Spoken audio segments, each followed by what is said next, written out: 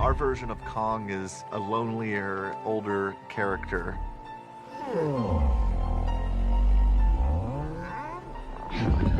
That's the thing that was exciting to me about doing this movie, was being able to take a character like Kong and say, what happens with time with this character? What happens when the world kind of moves on past him? It's 30-odd years later. Adam wanted to introduce a bigger, older Kong, someone who was sort of street-worn. He's been in a few brawls, I guess, with skull crawlers and other creatures that live on Skull Island. In Skull Island, he was a bit of a teenager. This one was really about making him that mature, fully grown adversary for Godzilla.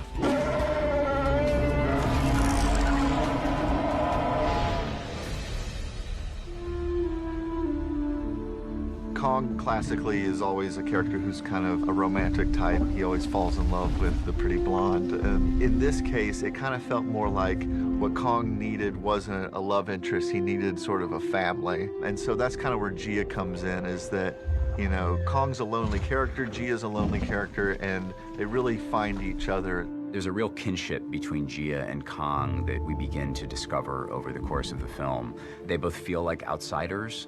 The fact that Gia's hearing impaired, so she has to communicate with sign language, this is a new evolution of what we can do with Kong. Finding the right girl to play Gia was an incredible challenge. She's a young, hearing-impaired Iwi girl, and we had to look outside of the traditional channels to find her. And Kaylee Hoddle, who we're very fortunate to have cast in the film, had never been in a film before, and Sarah Finn, our casting director, was able to locate her, and the moment we met her, we knew she was the right girl for the part. Kaylee, who's a newcomer, you know, she's a deaf actress, and she's probably the most professional actor I've ever worked with in a weird way. It's really bizarre. Kaylee is, number one, a really good actor. She hasn't been on a film set. This is the first time she's done anything like this, and she is as instinctive and brilliant as you could be given those circumstances. I mean, she really is very talented, so she's incredibly rewarding to work with as an actor. Like, she gives so much.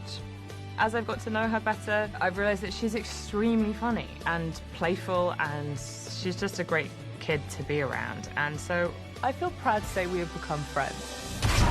This is a battle that hasn't been waged since 1962, so it's got to be the most epic battle of all time. Two of these classic monsters are going head to head. That's really so exciting. This has to be the definitive answer to the question, who wins, Godzilla or Kong?